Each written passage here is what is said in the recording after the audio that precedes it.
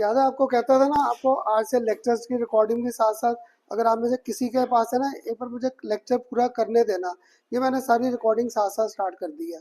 तो आपको ना चाहे लाइव लेक्चर मेरे ऐसे लेने ये ले सकते हो, मैं ऐप पे डाउनलोड कर लूँगा, मुझसे मंगवा लो, जैसे मर्जी कर लेंगे। इवन अगर आपका फ़ोन है ना सैमसंग का, तो अभी लेक्चर के बाद ही आप साथ ही इसे अपने ट्रांसफ़र कर सकते हो। ये सारा ना मैंने आपसे कहा था कि बेटा एक दिन आएगा ऑप्शन बता देगा, मुझे यूज़ करना नहीं आता, मुझे सिर्फ पढ़ाना आता था। तो ये उसने ऑप्शन वगैरह स्टार्ट कर दिया। मैं भी अब फर्स्ट टाइम करूँगा, तो लेना मत टेंशन की खन्ना, अगर हुआ नहीं ये नहीं। अगर सैमसंग का फ़ोन है तो उसमें क्विक शेयर है, तो पता नहीं क्या मेरा ना सारा ये जो बोर्ड है और ये लैपटॉप है, सारा कुछ सैमसंग के साथ अटैच्ड है। उसमें क्विक शेयर हो जाएगा, नहीं तो वो मैं अपने पास रख के आपके साथ ग्रुप में शेयर करता जाऊँगा सारे के सारे लेक्चर्स। ठीक है, जैसे आपको चाहिए वैसे मिल जाएंगे। ठीक। अब मुझे लास्ट टाइम का रिवाइज कराओ, मैंने टॉपिक किया था सॉल्यूशंस का, कंसिडरेशन एक्सप्रेस की थी, है ना। आपको एक मेथड कराया था हाउ टू एक्सप्रेस कंसिडरेशन, वो किया था परसेंटेज बाय मास। चल भैया बातें बंद अब। परसेंटेज मास या परसेंटेज बाय वॉल्यूम के कंसेप्ट किए थे। एक बार ना मुझे इसे ब्रेक करा दो। सपोज मैंने आपको दिया 5% of sucrose solution, sucrose solution, और ये मैंने आपको दिया बाय मास। क्लियर। या चलो सुक्रोज अगर किसी को मुश्किल लगता है, मैंने सुक्रोज को बीच में से हटाकर यहाँ पर क्या कर दिया यूरिया, क्योंकि यूरिया तो सबको क्लियर है कि this was existing in the form of solid, है ना। इसलिए हम सुक्रोज, कईयों को जो बायो के स्टूडेंट नहीं है, खन्ना सर मुझे कैसे पता लगेगा ये सॉलिड है या लिक्विड है या क्या है। हमारा पूरा चैप्टर है बायोमोलिक्यूल्स, वहाँ पर डिटेल में करेंगे। आज मैंने ले लिया 5% of urea solution by mass. Clear. इस स्टेटमेंट को मैंने ब्रेक करना था बाय मास, तो या इसे यहाँ पर बाय वॉल्यूम कर दिया, ये भी नहीं किया। इसे ब्रेक करना है on the basis of by volume. तो मुझे एक चीज़ तो पक्का है, अगर परसेंटेज यूरिया को ब्रेक करना है सोल्यूशन को बाय वॉल्यूम, तो हमें यहाँ पर वर्ड क्या आएगा, डिसॉल्व, डिसॉल्व इन, यहाँ पर क्या आ जाएगा 100 क्यूबिक सेंटीमीटर ऑफ सोल्यूशन आ जाएगा यहाँ पर, तो है ना। अब मुझे इधर नहीं समझ में आ रहा क्या लिखूं, 5 ग्राम यूरिया लिखूं या 5 क्यूबिक सेंटीमीटर। चलो गुड, अगर ग्राम बोला, क्यों, क्योंकि वॉल्यूम जरूर था पर यूरिया क्या था, सॉलिड है। जो सॉलिड है this is always express in terms of mass, तो यहाँ पे पक्का है हमारे पास क्या आएगा 5 ग्राम्स ऑफ यूरिया। क्लियर। तो ये न्यूमेरिकल ना सबसे इंपॉर्टेंट है जहाँ पे यूरिया आ गया। क्यों, मुझे सारी टर्म चाहिए मास में, तो ये मैंने आपको क्या दे दिया, वॉल्यूम। मुझे सारी टर्म चाहिए वॉल्यूम में, मैंने आपको क्या दे दिया, मास। तो याद है मास और वॉल्यूम को रिलेट कौन करता है, डेंसिटी। तो density is given by mass per unit volume. ये हमारे फॉर्मूले का लॉजिक था। आज हमारे ना इन्हीं के न्यूमेरिकल्स के कंसेप्ट आएंगे, कहाँ पे डेंसिटी यूज करना, कहीं पे नहीं करना। तो बस मुझे न्यूमेरिकल्स का ना सिंपल सा लॉजिक था, इस परसेंटेज को पहले तोड़ दो, इसे ब्रेक करो, ब्रेक करके न्यूमेरिकल को सॉल्व करना स्टार्ट कर देंगे। इससे किसी के भी पेपर में 11th में पक्का है ये कभी नहीं आया होगा डिफाइन करो परसेंटेज बाय मास या परसेंटेज बाय वॉल्यूम क्या है। ये न्यूमेरिकल का एक सबसे बड़ा बस लॉजिक था हमारे पास। ठीक। अब बताओ ये लॉजिक क्लियर रहेगा सबको, क्लियर। अगर ये लॉजिक क्लियर है, last time we express consideration only in terms of this. आज दो सेकंड कंसेप्ट और करें। याद है 10th 11th में पक्का किया होगा मोलैरिटी और मोलैलिटी। तो मैंने ना आज आपके 3 इंपॉर्टेंट कंसेप्ट स्टार्ट करने हैं, कैपिटल एम, स्मॉल एम, और एक कौन सा था, मोल फ्रैक्शन। अभी भी सीबीएसई के पेपर में आवाम बड़ा कॉमन क्वेश्चन है, define this, what are their units, या डिफरेंशिएट बिटवीन दिस, या कौन टेम्परेचर पे डिपेंडेंट है और कौन टेम्परेचर से इंडिपेंडेंट है। ये एमसीक्यू के बड़े कॉमन क्वेश्चंस है, नहीं तो इनके न्यूमेरिकल्स है। तो मेरी ना एक आदत क्या है, आज जो आपके मुश्किल टॉपिक स्टार्ट करना था, मैंने इधर लिखा मोलैरिटी। मेरी ना आदत क्या है, जो टॉपिक मुश्किल लगता है उसे टेबुलर फॉर्म में कर लो ताकि तुम्हें याद करना भी आसान हो जाए। इसलिए 11th में भी याद है मैंने ये दोनों कंसेप्ट ऐसे लिखे थे, मोलैरिटी, और इधर मैंने क्या लिख दिया, मोलैलिटी। आप भी ना इसको टेबुलर फॉर्म में बना लोगे तो आपको फॉर्मूला याद करना और न्यूमेरिकल्स आसान लगेंगे। क्लियर। तो मैंने ना यहाँ पे मोलैरिटी मुझे याद है, इसे रिप्रेजेंट करते थे बाय कैपिटल एम, मोलैलिटी को हम लोग रिप्रेजेंट करते थे बाय स्मॉल एम। अब मैं ना जब आपकी साइड में भविष्य पढ़ता था, भव्य जब पढ़ता था, तो मुझे इनमें डाउट पता क्या आता था, किसी में मास ऑफ सॉल्वेंट आता था, किसी में वॉल्यूम ऑफ सॉल्यूशन था। दो कंसेप्ट इसमें इंपॉर्टेंट थे, एक volume of solution, second concept हमारा इंपॉर्टेंट होता था यहाँ पर मास ऑफ सॉल्वेंट। ये दो टर्म्स आती थी। क्लियर? तो मुझे याद नहीं था किस में मास है किस में वॉल्यूम है। मुझे ना यहाँ से याद रहता है, छोटा एम से रिप्रेजेंट किया था। छोटा एम छोटी क्लास से पढ़ा, स्टैंड फॉर मास। छोटा एम छोटी क्लास से पढ़ा, स्टैंड फॉर मास। तभी पक्का है इसमें मास का कंसेप्ट है और इसमें क्या था, वॉल्यूम का कंसेप्ट था। तो आज सबसे पहले इनकी डेफिनेशन से स्टार्ट करें दोनों का। अब याद करो, मोलैरिटी डिफाइन करना आसान हो गया। Capital M, number of moles of the solute dissolve क्या होता था, per litre of given solution.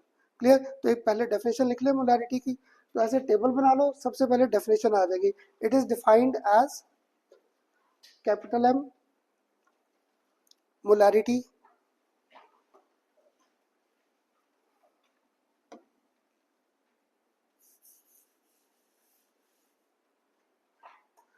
capital M, it is defined as number of moles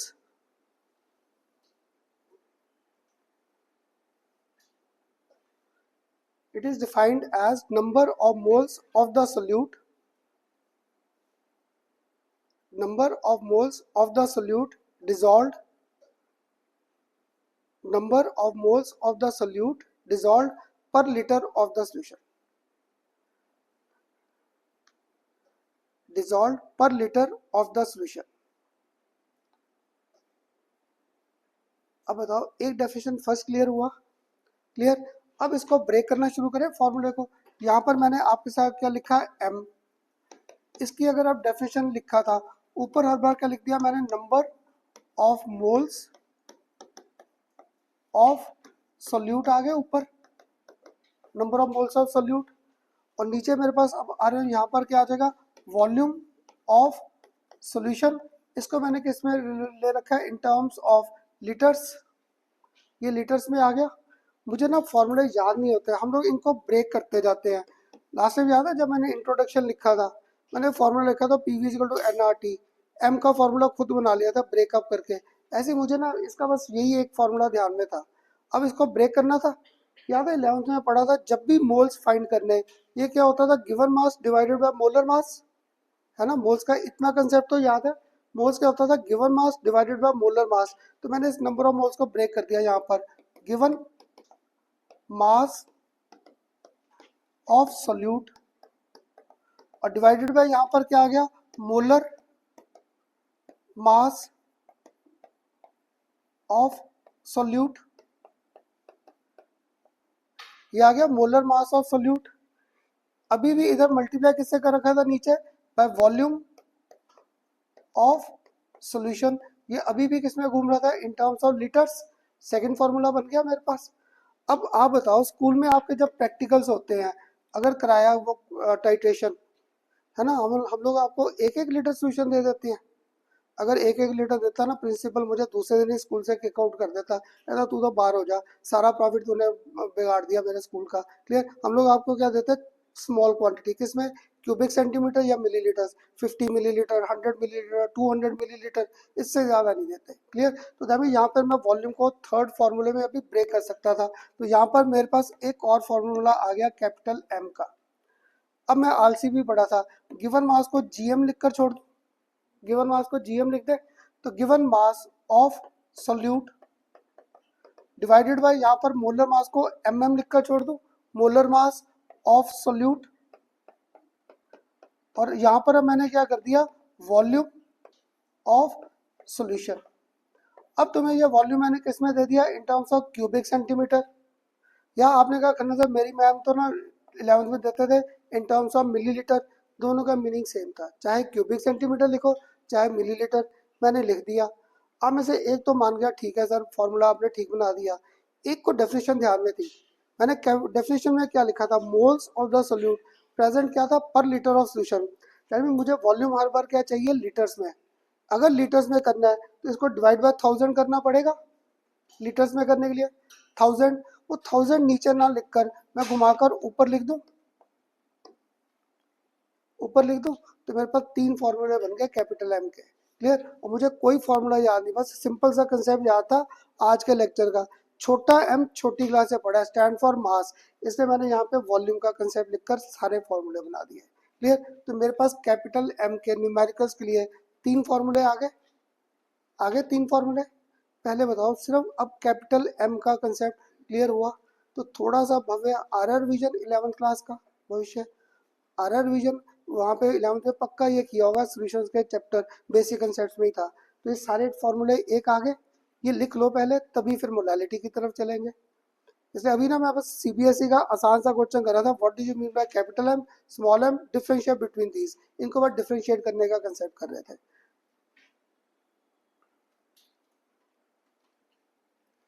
जो नहीं पढ़ा जा रहा मुझसे पूछ लेना। गिवन मास को बस मैंने जीएम कर दिया, मोलर मास बार बार ना लिख के एमएम कर दिया, ताकि मुझे शॉर्ट में ना पूरा का फॉर्मूला लिखना आसान हो जाए बस।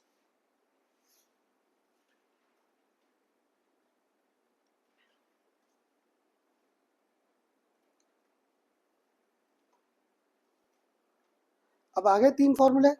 अब मुझे कहाँ पे जाना था, मोलालिटी। इसमें क्या टिप दिया था, छोटा एम छोटी क्लास से बड़ा स्टैंड फॉर मास। तो इसको डिफाइन करना आसान हो जाएगा मोलालिटी को। याद है क्या करते होगे define, number of moles of the solute. Clear, क्या होता था डिजॉल्व, क्या होता था पर किलोग्राम ऑफ सॉल्वेंट। यहाँ पे सॉल्वेंट का कंसेप्ट आ जाता है, तो लिख लो एक बार ये। अब लिखें छोटा एम, तो it is defined as small m, it is defined as number of moles of the solute. It is defined as number of moles of the solute dissolved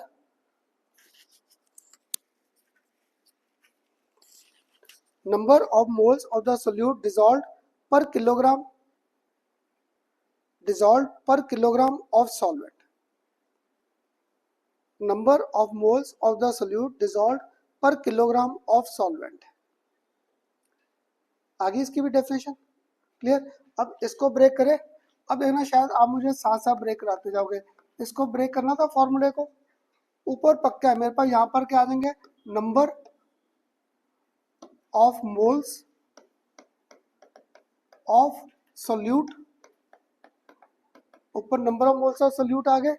अब मेरे पास यहाँ पर नीचे क्या आ जाएगा, मास ऑफ सॉल्वेंट, और ये मास ऑफ सॉल्वेंट इस बार मैंने क्या लिया पर किलोग्राम, तो ये किलोग्राम में आ गया, बन गया फर्स्ट फॉर्मूला, बन गया फर्स्ट।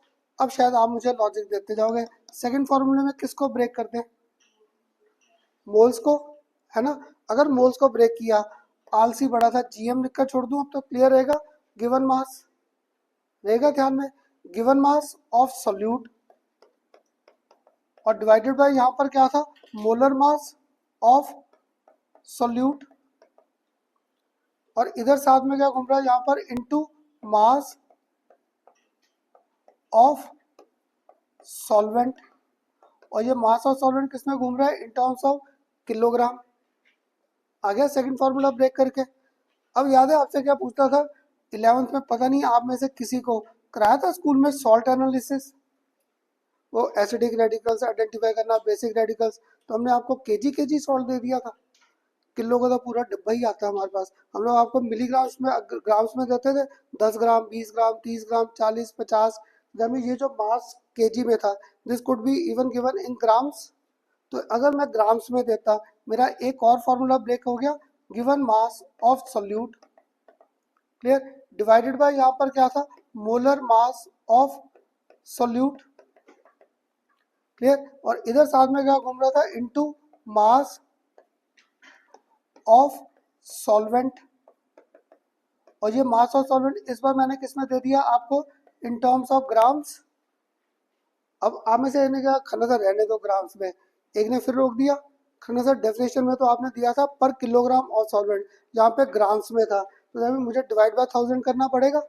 वो 1000 नीचे ना लिखकर मैं उसे भी घुमाकर ऊपर लिख दूँ। इसे देखो, मुझे ना ये 6 फॉर्मूले याद रहते हैं। तुम्हारी सेज में जब पढ़ता था ना प्रदीप की बुक, तब से है। और मुझे याद है तुम्हारी सेज में मैं ना मोडालिटी और मोडालिटी की पूरी डेफिनेशन याद करता था, ऐसे रट्टे लगाता था पूरी की पूरी डेफिनेशन को, कि what does capital M, what does small m stand for, पूरे पूरे रट्टे लगाने। मुझसे रट्टे नहीं लगते, बस ऐसे लॉजिक से इन टर्म्स को लिखने के। चल फिर चेयर बाहर कर लेना, मुझे नजर आता रहेगा। तो अब बताओ, ये फॉर्मूले सिर्फ क्लियर हुए, क्लियर हुए, इन्हीं के बेस पे ना हमारे न्यूमेरिकल्स आते हैं। तो अभी ना सिर्फ मैंने डेफिनेशन क्लियर की थी। अब जब मैं नया नया पढ़ाता था ना, मैं भी इसके 2 यूनिट्स ही लिखता था। पता है, इसका यूनिट लिखता था ये कैपिटल एम, और इसका यूनिट लिखता था स्मॉल एम, क्योंकि बुक्स में यही दिया था। पर जब न्यूमेरिकल स्टार्ट किया ना, फिर मुझे बड़े डाउट्स आए। तो इसका देखो कैपिटल एम भी लिख सकता था यूनिट। तुम लोग जब न्यूमेरिकल्स करते थे 10th 11th में, याद है टीचर देते ही था, find concern in terms of capital M, या 2.5 एम दिया कैपिटल, तो मोलारिटी ऐसे ही देते थे। तो इसका एक और यूनिट नहीं मिल रहा। इसका और यूनिट क्या मिल रहा है यहाँ पर? मोल्स, मोल्स डिवाइडेड बाय पर लीटर नहीं है, मोल्स पर लीटर। ऐसे ही इसका भी एक और यूनिट घूम रहा है यहाँ पर, मोल्स, और यहाँ पर क्या पर किलोग्राम नहीं आ रहा, मोल्स पर किलोग्राम। तो मुझे याद है मेरे ना इन टर्म्स के बेस पे इनके न्यूमेरिकल्स करने आसान हो जाएंगे। धीरे धीरे जब न्यूमेरिकल्स करेंगे ना, इन्हीं में सबसे ज़्यादा डाउट आता है कि पर लीटर है या पर किलोग्राम है। इन्हीं के बेस पे सारी मूवमेंट्स है। ठीक, सॉरी सर इतनी लेट, या क्या कुछ जल्दी आ गया? जल्दी आ गया, 4 बज रहे हैं। हाँ कृष्णा, मुझे तो तू इसे सुधारेगा। क्या हो गया? शाबाश, चोट तो नहीं लगी? और जिसमें टक्कर की वो डंड डाल दिया उसकी गाड़ी पे? हाँ, गलती तो हमेशा दूसरे की होती है, अपनी तो होती नहीं कभी। तुझे कैसे पता लगा बीवी से ही बात कर रहा है? तुम लोग ना सारे, जिससे पूछो ना। मेरा ना एक आज स्टूडेंट था, जब मेरा 14 में था, तो वो गर्ल स्टूडेंट थी।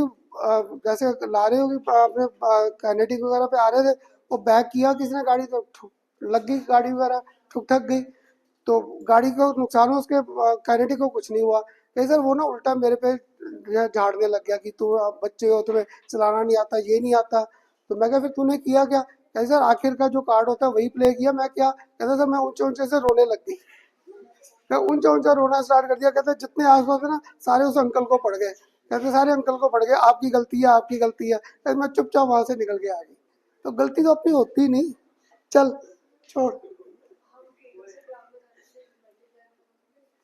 ये देख, अगर ग्राम में है तो डिवाइड बाय 1000 करूंगा तभी केजी में आएगा। केजी से ग्राम में जाके नहीं मल्टीप्लाई है, मुझे ये आंसर किस में, ग्राम में केजी में करना है। ये ग्राम्स है, ग्राम्स को किस में करना है, केजी। अगर किलोग्राम में करना तो डिवाइड बाय 1000 होगा, किलोग्राम से। तो यहाँ पे क्या आ गया, ग्राम्स आ गए। 11th क्लास में किया था 1 kilogram is equal to 1000 grams. इसका यूनिट फैक्टर निकालते थे। इधर क्या होता था, 1000 ग्राम डिवाइडेड बाय क्या होता था, 1 kg। इधर क्या होता था, 1 kg डिवाइड बाय 1000 ग्राम। जो चीज़ चाहिए ऊपर रखते थे। मुझे ग्राम्स को केजी में करना है, इससे मल्टीप्लाई होगा। तो दैट मीन 1000 जो नीचे है वो घूम के ऊपर आ गया। ठीक, ये 11th का ही कंसेप्ट था, यूनिट फैक्टर मेथड। ठीक, अब बताओ एटलीस्ट मेरे साथ यहाँ तक इनकी डेफिनेशन क्लियर हुई? क्लियर। अब एक गंदा सा क्वेश्चन पूछा सीबीएसई का, आसान सा क्वेश्चन तो बाहर आ गया। Define capital M small m. Clear, what are the units of these two, ये तो आसान आ गया। अब सोचकर बताना, मुझे कंसंट्रेशन को ना एक्सप्रेस करना है इस टर्म्स ऑफ कैपिटल एम और स्मॉल एम, किस में प्रेफर करूँ? क्यों मैं सोचता कैपिटल एम में करूँ, स्मॉल एम में क्यों किया? है ना, गुड। क्योंकि ये सारे कंसेप्ट किस पे थे, मास पे थे। अगर ये मास पे है तो ये टेम्परेचर इंडिपेंडेंट था, यानी इसके रिजल्ट्स क्या थे, कंसिस्टेंट थे। अब सीबीएसई का नेक्स्ट कॉमन क्वेश्चन है, we prefer to express concentration in terms of capital M small M Y, या which is temperature dependent which is temperature independent. तो ये मास था। अगर मास है तो यार आपको कहता है इस चेयर का वेट, मैंने टेम्परेचर तो 19 किया, 25 होगा, 26 होगा, इसका वेट किया। क्लियर, इसी का वेट मैं बाहर ले गया करने, बाहर टेम्परेचर क्या था 40, इस चेयर का वेट तो सेम आ रहा है। That mean mass was independent of temperature, इसलिए पक्का है this was independent and this depends on temperature. ये टेम्परेचर पे डिपेंड कर गया। अगर यहाँ तक कंसेप्ट क्लियर है, अब थोड़ा सा और आगे ले जाए, जो तुम्हारे कंपटीशन में बड़ा कॉमन क्वेश्चन है। एक ने मुझे कहा एम और जो टेम्परेचर है दीज आर डायरेक्टली प्रोपोर्शनल। एक ने मुझे कहा खन्ना सर जो एम है वो इनवर्सली प्रोपोर्शनल है टेम्परेचर के। एक ने कहा खन्ना सर टेम्परेचर बढ़ाएंगे तो कैपिटल एम विल इंक्रीज। एक ने कहा खन्ना सर टेम्परेचर इंक्रीज करेंगे तो कैपिटल एम विल डिक्रीज। एक ने कहा डायरेक्टली है, एक ने इनवर्सली। मैं भी भूल गया, पता नहीं क्या, आप बताओगे? है ना, गुड। क्यों? क्योंकि वॉल्यूम था, है ना। अगर टेम्परेचर बढ़ाता या कम करता, वॉल्यूम विल चेंज। और सिंपल सा था, जब भी टेम्परेचर बढ़ेगा वॉल्यूम विल इंक्रीज। अगर वॉल्यूम बढ़ेगा तो पक्का है this capital M value will decrease. तुम्हारे एमसीक्यू के बड़े कॉमन क्वेश्चन है कि how this capital M and small m vary on the basis of temperature. अब बताओ, पूरा डेफिनेशन का कंसेप्ट क्लियर हुआ? क्लियर। अब एक स्टूडेंट क्या कहता है, खन्ना सर डेफिनेशन में वहां पे भी करते थे, इनका करना क्या है? क्लियर। अब याद है मैंने आपसे कहा था मेरे आगे जाके न्यूमेरिकल्स आएंगे, एक फॉर्मूला आपको ये लिखवाया था शायद, delta T b is equal to K b into m लिखवाया था एक फॉर्मूला, है ना। तो देखो यहाँ पे जो छोटा एम था यहीं से नहीं आएगा। इसलिए ना सॉल्यूशंस के न्यूमेरिकल्स जिस बच्चे से पूछोगे सबसे गंदे न्यूमेरिकल लगते हैं, बड़े बड़े होते हैं। इनको बस तुम्हें थोड़ा सा कंडेंस करना आना चाहिए कि इसको मैं शॉर्ट कैसे कर सकता हूँ। तो कैसे किया मैंने, सिंपल सा, आज एक सिंपल सा न्यूमेरिकल करें इसी कंसेप्ट का, कैपिटल एम और स्मॉल एम का। क्लियर। मैंने एक सिंपल सा न्यूमेरिकल आपको यहाँ पर क्या दे दिया इस लॉजिक पे, calculate molarity, calculate molarity of NaOH solution, calculate molarity of NaOH solution when 4 grams of NaOH, when 4 grams of NaOH is dissolved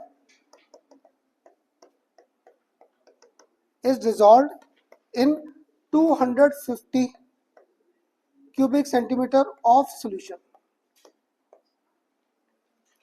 clear. तो मैंने एक सिंपल सा न्यूमेरिकल दे दिया, calculate molarity of NaOH solution when 4 grams of NaOH was dissolved इन किसमें 250 cubic centimetre of solution. Clear. Suppose ये simple सा आपको ना न्यूमेरिकल पेपर में आ गया, मैं बुक के जैसे सॉल्व करने बैठ गया। तुम्हारी बुक्स में पता है पहले क्या किया उन्होंने, निकाले यहाँ पर मोल्स ऑफ NaOH, सबसे पहले निकाले मोल्स ऑफ NaOH। याद है मोल्स का कंसेप्ट क्या था भविष्य में, भव्य मेरे पास given mass divided by molar mass. तो NaOH का मास कितना दे रखा है तुम्हें 4, मोलर मास याद है सोडियम का 23, ऑक्सीजन का 16 और हाइड्रोजन का 1 सारा ऐड कर दिया 40, तो ये 0.1 मोल्स आ गए। सेकंड स्टेप में क्या किया, we find out volume of solution. Volume of solution मैंने आपको क्या दे रखा है 250 क्यूबिक सेंटीमीटर, है ना। मुझे वॉल्यूम किस में चाहिए था, लीटर्स में। तो मैं क्या करूँ, इसे डिवाइड बाय 1000। अगर डिवाइड बाय 1000 किया तो ये मेरे पास घुमा फिरा का 0.25 लीटर्स आ गया। थर्ड स्टेप में अब मैंने फाइंड क्या करना था, मोलैरिटी ऑफ सॉल्यूशन। तो अवान क्या था, molarity of solution moles of solute divided by volume of solution. तो मैं क्या करता 0.1 डिवाइडेड बाय 0.25, इसको सॉल्व करते। क्लियर। और अगर ना किसी को मेरे जैसा कैलकुलेशन का हाल है, 0.1 और किसको डिवाइड करना बाय 0.25, तुम्हारी चीज में ना आर्यन में ऐसे करता था 0.25 इधर लिखा 0.1 इधर लिखा, पता नहीं लगता था डेसिमल कहाँ गया। क्लियर। पक्का है मेरे आंसर तो गलत आते थे, मेरा काम चल गया क्योंकि हमारा जो कंपटीशन था ना वो भी सब्जेक्टिव था। अब तुम्हें तो एग्जैक्ट आंसर चाहिए, तो मैं ना आपको सबको कहता हूँ, मुझे 12th क्लास में भी ये डेसिमल बड़ा तंग करते हैं, डेसिमल खत्म कर दे। अगर मैं ये डेसिमल खत्म करता तो यहाँ पर मेरे पास क्या होगा, जो 0.1 था 0.1 का ये हटाकर यहाँ पे 10 आ गया, इसको भी हटा दूँ तो ऊपर 100 आ गया, यहाँ तक तो आ गए। अब 100 को 25 से तो इजीली कर सकते थे, 4 आ गया, 4 का डिवाइड किससे कर रहा हूँ बाय 10, तो हमें यहाँ पे पक्का घुमा फिरा कर 0.4 आ जाएगा मोल्स पर लीटर। तो मुझे ना अब आपके 12th क्लास में भी यही रहेगा, मुझे कैलकुलेशन बड़ी मुश्किल है। क्लियर। तो बस डेसिमल को उड़ा दो, डेसिमल को उड़ाकर न्यूमेरिकल सॉल्व करना क्या हो गया आसान। तो ये आ गया 0.4 मोल्स और क्या आ गया पर लीटर। देखो मैंने सिंपल न्यूमेरिकल के 3 स्टेप्स बना दिए, है ना। मेरी तो छुट्टी हो जाएगी अगर मैं ऐसे करने बैठ गया न्यूमेरिकल। अब तुम में से अगर किसी को ये फॉर्मूले क्लियर हो रहे थे साथ थोड़े से भी, मेरा डायरेक्ट ये फॉर्मूला नहीं आ रहा यूज में, ये फॉर्मूला डायरेक्ट नहीं यूज में आ रहा। कैसे, मैंने क्या दिया, सॉल्यूट का मास 4 ग्राम, अगर 4 ग्राम है तो यहाँ पर ये 4 आ गया। क्लियर। मोलर मास और सॉल्यूट यहाँ पर क्या था 40। क्लियर। वॉल्यूम ऑफ सॉल्यूशन मेरे पास कितना था, यहाँ पर ले रखा मैंने 250, ये क्यूबिक में था, मुझे क्या चाहिए था लीटर्स में, इसलिए 1000 ऊपर चला गया। क्लियर। डायरेक्ट एक लाइन में आंसर नहीं आ जाएगा मेरा। तो मेरी कैलकुलेशन थोड़ी आसान नहीं हो जाएगी? क्लियर? अब क्या हुआ, अगर ये थोड़ा समझ आया, नेक्स्ट न्यूमेरिकल में मैंने क्या किया, ये चेंज कर दिया। यहाँ पर मैंने वॉल्यूम आपको क्या कर दिया, 2.5 लीटर। अगर वॉल्यूम 2.5 कर दिया, किसी को तो ट्राई कर रहा है, फिर ये फॉर्मूला नहीं आ जाएगा डायरेक्ट यूज में, ये डायरेक्ट नहीं आ जाएगा। इसलिए जब भी ये न्यूमेरिकल्स आए ना, कुछ मत करो, बस मेरे ये फॉर्मूला लिख लो। फॉर्मूला लिख कर देखो, तुम्हारे पेपर में मैंने वॉल्यूम किस में दिया और मास किस में दिया, और वैल्यूज को पुट करके एक लाइन में हमारा आंसर आ जाएगा। क्लियर? तो मुझे आपके साथ ये लॉजिक्स क्लियर करने थे कि हम लोग 11th और 12th में न्यूमेरिकल्स करते कैसे थे। तो 12th में अभी भी देखो 3 चैप्टर्स हैं न्यूमेरिकल्स के, सॉल्यूशंस, इलेक्ट्रोकेमिस्ट्री और केमिकल काइनेटिक्स, 3 चैप्टर के न्यूमेरिकल्स है। और हर पेपर में 2 या 3 न्यूमेरिकल्स तो आने ही आने, दैट मीन्स 8 से लेकर 10-11 नंबर के न्यूमेरिकल्स आते हैं। और कंपटीशन में तो सॉल्यूशन में से आए ही ज़्यादा न्यूमेरिकल्स या फिर ग्राफ्स आए। क्लियर? अब बताओ, थोड़ा सा पहला न्यूमेरिकल क्लियर हुआ? एक को ना अभी भी डाउट था, खन्ना सर क्या समझाया, मुझे तो एक वर्ड नहीं समझ आया। एक और करें इसी बेस का क्वेश्चन। अगर ये एक समझ नहीं आया, मैंने सेकंड क्वेश्चन और लिखा, calculate small m molality of solution, calculate molality of solution when यही फिर कर दिया मैंने, 4 grams of NaOH dissolve in, मैंने इस बार क्या कर दिया, 250 ग्राम्स ऑफ सॉल्यूशन।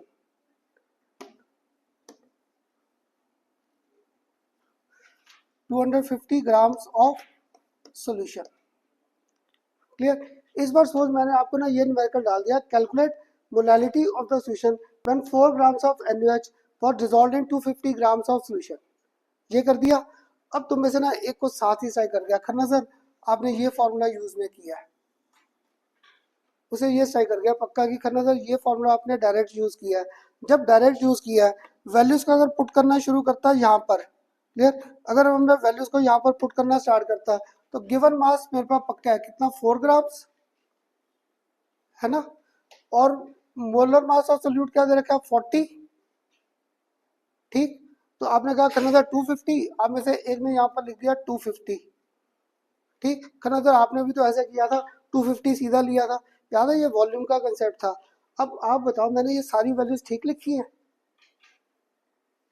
यहाँ पे मुझे मास किसका चाहिए था, सॉल्वेंट का। ये मास किसका दिया मैंने, सॉल्यूशन का। मुझे सिर्फ सॉल्वेंट का मास चाहिए था। अगर सॉल्वेंट का चाहिए था तो 250 माइनस 4, 250 माइनस 4 मीन्स यहाँ पर मुझे 246 ग्राम लेना पड़ेगा। ये सबसे कॉमन गलती थी। इसलिए ना जो मेरे साथ नए स्टूडेंट का ध्यान रखना, जो पहला न्यूमेरिकल कराता हूँ भव्य, वो किसी पेपर में नहीं आया, पहला न्यूमेरिकल किसी पेपर में नहीं आएगा। सेकंड थर्ड से हमारे न्यूमेरिकल आने स्टार्ट होंगे। अभी तो सिर्फ तुम्हें लॉजिक्स दे रहा था, फॉर्मूले को यूज कैसे लेकर आना है। क्लियर? सिर्फ फॉर्मूले का यूज क्या था, तो क्या था कृष्णा, मुझे बस ना एक फॉर्मूला ध्यान में रहता है, और मुझे इनके फॉर्मूले कैसे याद रहते हैं। अब आप लेट हो गए दोनों, मैंने कोई टिप दे रखा था 11th क्लास से, छोटा एम, छोटी क्लास से पढ़ा, स्टैंड फॉर मास। क्लियर? तो वो मास के बेस पे मैंने सारे के सारे फॉर्मूले बना दिए, मोल्स उसको तोड़ा, given mass over molar mass, सारे फॉर्मूले को लॉजिकली ब्रेक कर दिया। तो मुझे अब क्लियर था, पक्का था कि ये फॉर्मूले डायरेक्ट आएंगे। अब बताओ, माइनस करने का कंसेप्ट क्लियर हुआ सबको? समझ आ रहा है मेरा पढ़ाया? क्योंकि देखो ये आपने 11th में कुछ ना कुछ कर रखा है, थोड़ा सा मैं स्पीड पे जा रहा था। क्लियर हुआ पक्का? क्लियर? अब सपोज इसी न्यूमेरिकल में पक्का यहाँ तक क्लियर? अगर क्लियर है, मैंने ना तुम्हें यहाँ पे मोलैलिटी के साथ ये भी कह दिया, फाइंड मोलैलिटी ऑफ सॉल्यूशन। मैंने आपको साथ में इस बार ये भी दे दिया, इसमें फाइंड मोलैलिटी। तो तुम लोग बताओ, मोलैलिटी आ सकती है इसकी, फाइंड कर सकता हूँ? मोलैलिटी में मुझे क्या चाहिए था, वॉल्यूम ऑफ सॉल्यूशन। मैंने आपको क्या दिया, मास ऑफ सॉल्यूशन। स्ट्राइक कर जाएगा खन्ना सर का लॉजिक कि आपको कैपिटल एम में चाहिए था वॉल्यूम ऑफ सॉल्यूशन, और मैंने यहाँ पर क्या दिया, मास। तो खन्ना सर कहते थे मास और वॉल्यूम को रिलेट कौन करता है, डेंसिटी। दैट मीन इसके बेस पे तो आंसर नहीं आएगा। Here I will have to mention density of the solution. अगर डेंसिटी दूंगा तभी न्यूमेरिकल आगे मूव करेगा, नहीं तो यहीं पे रुक गया। क्लियर? एमसीक्यू का नेक्स्ट कॉमन क्वेश्चन ये है, can find, can not be found, या व्हाट आर द रिजल्ट्स, ऐसे क्वेश्चन आते हैं। तो तुम्हें वहां पे दिमाग लगाना ही नहीं है ज्यादा, तुम्हें ग्राम दिया है, तुम्हें चाहिए मोलैरिटी के लिए वॉल्यूम। मास और वॉल्यूम को कौन रिलेट करता है, डेंसिटी। तो पक्का है इस न्यूमेरिकल में डेंसिटी मेंशन्ड होगी, only then capital M could be found. Clear? तो अब बताओ मेरे साथ सेकंड कंसेप्ट सबको क्लियर हुआ, कैपिटल एम और स्मॉल एम? हाँ जी, सिर्फ कंसेप्ट, न्यूमेरिकल अभी कोई नहीं किया, ये तो जस्ट आपको न्यूमेरिकल्स का एक लॉजिक दिया है कि मूव कैसे करेंगे न्यूमेरिकल। तो मुझे नहीं पता आप 11th में कैसे करते थे, एक स्टेप में करते थे, 3 स्टेप में करते थे या क्या, मुझे ये ना पता था 12th में मुझे चाहिए, इसलिए मैं अपने स्टूडेंट्स को आदत डालता था डायरेक्ट एक ही फॉर्मूले में वैल्यूज को पुट कर दो ताकि मेरा न्यूमेरिकल आसान हो जाए। अब बताओ सबको क्लियर हुआ? क्लियर? तो 11th में पक्का है, पहला किया था परसेंटेज बाय मास, सेकंड किया था मोलालिटी और थर्ड क्या किया था मोलालिटी, फोर्थ मोल फ्रैक्शन पक्का किया था।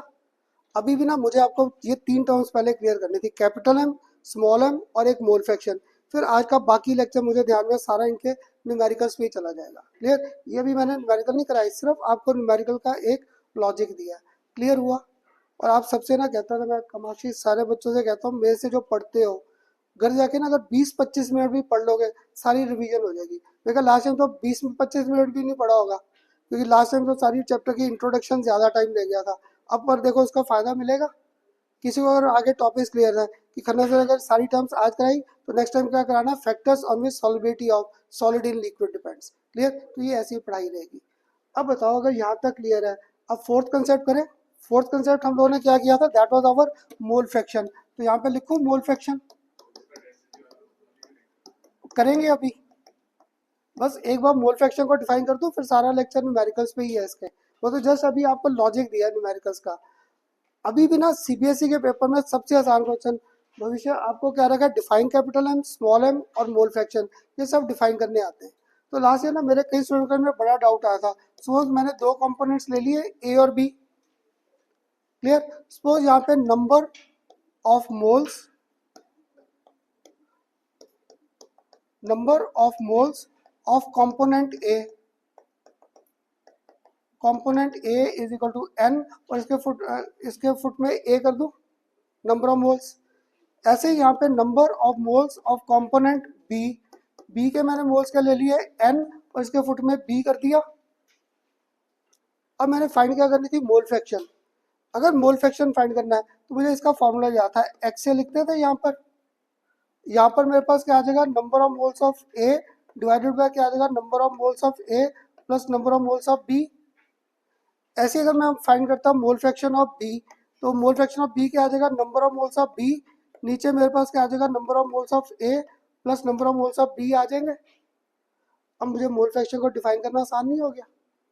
तो में से एक ने क्या बोल दिया, Khanna sir it is defined as ratio of moles of that component to total number of moles of different components present in solution. इनका नहीं सर, मेरी मैम ने डेफिनेशन बोला था, number of moles of that component divided by total number of moles of different components present in the solution. मुझे ना definition याद ही नहीं होती, और इस चैप्टर में डेफिनेशन बड़ी है। हर बार पहले फॉर्मूला लिखकर उस पर डेफिनेशन को घुमा लो। क्लियर? अब बताओ डिफाइन करना आसान हो जाएगा। It is defined as ratio of, लिखना डेफिनेशन, लिख लो इसकी भी definition. It is defined as, it is defined as ratio of number of moles of that component, ratio of number of moles of that component to total number of moles, total number of moles of different components, total number of moles of different components present in the solution, total number of moles of different components present in the solution। ठीक? अब मैंने इसके units भूल गया। Molarity का याद था moles per litre है, मोलैरिटी का याद था मोल्स पर किलोग्राम है, इसके यूनिट्स क्या होंगे अवान, इसके यूनिट्स क्या होंगे फिर, है ना? क्योंकि एक मैंने वर्ड बोला था रेशो, अगर तुम्हें फिजिक्स में याद है, तुम लोगों ने जब वो एमएलटी किया होगा, डायमेंशनल एनालिसिस, याद है वहाँ पे टिप देते थे जिस चीज़ की रेशो आ गई वो डायमेंशनलेस है। क्लियर? मुझे नहीं आ रहा, मुझे याद है ऊपर भी मोल्स है नीचे भी मोल्स है, मोल्स को मोल से डिवाइड किया तो ये डायमेंशनलेस हो गया डायमेंशनलेस। अब तुम लोग याद करो, मैंने डेफिनेशन लिखवाई थी आपको सॉल्यूशंस की, मैंने क्या बोला था, सोल्यूशन होमोजीनियस है और उनका मिक्सिंग का कंसेप्ट दिया था, these are mix with in certain limit. वो लिमिट ना हमें ये देता है, इन मोल फ्रैक्शंस को अगर मैंने ऐड अप किया एक्स से और एक्स बी, इनका सम हमेशा क्या आना चाहिए, इक्वल टू 1। ये हमारे न्यूमेरिकल्स के लिए लॉजिक काम आएगा कि जब भी इन फ्रैक्शंस को ऐड अप करेंगे सबका सम क्या आना चाहिए, 1। ये था वेरिड लिमिट्स का कंसेप्ट। अब याद है डेफिनेशन लिखवाई थी, mixture of homogeneous mixing of two or more non reacting substances whose composition can be varied within certain limit। Limit क्या थी, जब इन मोल फ्रैक्शंस को ऐड अप करें सम क्या आना चाहिए इन सबका 1। अब यहाँ कर तानिश जो आप कर रहे थे, अगर यहाँ पे सी कंपोनेंट भी कर देता, अभी बाइनरी मिक्सचर है, अगर सी कर देता टर्शरी हो जाएगा, तो हमें यहाँ पे नीचे सबके साथ सी भी हो जाएगा, प्लस में हो जाएगा, वो टर्शरी सोल्यूशन हो जाएगा। क्लियर? अब बताओ इसका भी कंसेप्ट क्लियर। अब ध्रुव आप बता दो, मैं भूल गया, मोल फ्रैक्शन तो पूरा मैंने डिफाइन कर दिया, ये नहीं ध्यान, ये टेम्परेचर पे डिपेंड करेगा कि नहीं। गुड, क्यों? मोल्स है ना, और मोल्स को ब्रेक क्या करा था, गिवन मास और मोलर मास। में ये भी सारा कंसेप्ट मास पे घूम रहा है। तुम्हारे एमसीक्यू का सबसे आसान क्वेश्चन, नीट में तो पता नहीं कितनी बार आया है, इवन जेई में भी आ रखा है, हाउ दीज प्रॉपर्टीज वेरी और इनके टेम्परेचर के साथ। ये सारा कंसेप्ट भी मास में भी था, इससे मीन्स छोटा एम और mole fraction these are independent of temperature. हर बार मैं कंसेप्शन इन दो में ही प्रेफर करूंगा, कैपिटल एम में कभी नहीं। कभी अगर मार्केट से मेडिसिन लेते हो ना लिक्विड वाली, आई ड्रॉप्स, एयर ड्रॉप्स या कफ सिरप्स, तो उन पे ना अगर देखना तुम्हें उसके किसी के यूनिट्स दे रखे हैं कैपिटल एम, कोई कैपिटल एम में दिया है, तो उन्होंने लिखा है एट टेम्परेचर, साथ में टेम्परेचर जरूर मेंशन करेंगे। क्यों? अगर मैंने टेम्परेचर कम ज़्यादा कर दिया तो this capital M will vary. और क्या, जो फार्मास्यूटिकल कंपनीज की हम लोग पैकिंग कर रहे हैं वो तो किसी स्टैंडर्ड टेम्परेचर पे कर रहे हैं, 25 डिग्री, 30 डिग्री, 40 डिग्री, पर मार्केट में जब सप्लाई होगा तब 30 से 40 भी होगा, 40 से कहीं और टेम्परेचर भी बढ़ सकता है, 45 भी, तो this capital M value will vary. इसमें ना क्या हुआ था, एक बार किसी ना लॉयर ने केस कर दिया था कंपनी पे, उसके बाद कैपिटल एम के साथ टेम्परेचर मेंशन करना शुरू किया। और मुझे क्या तो थोड़ा इसलिए नॉलेज है कि ड्यूरिंग एमफिल मेरी जो पहली जॉब थी वो रेनवैक्सी में थी।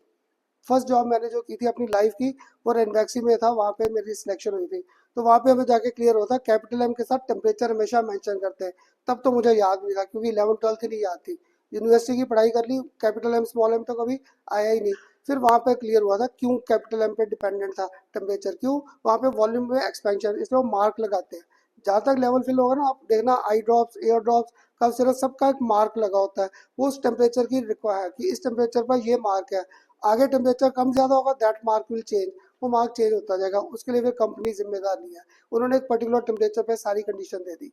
That's why we always prefer to express consideration in terms of small M या फिर क्या था, मोल फ्रैक्शन है।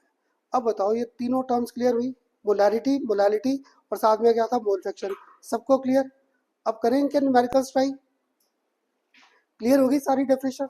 अगर क्लियर है एक लिखो आज first numerical,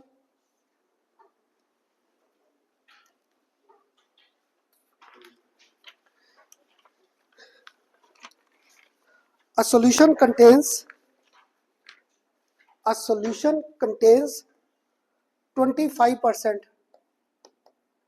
25% water, a solution contains 25% water, 25% ethanol,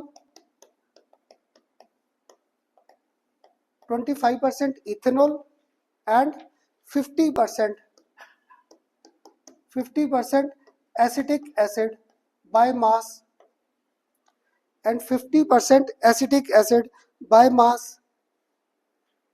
Find 50% acetic acid by mass. Find mole fraction of each component. Find mole fraction of each component.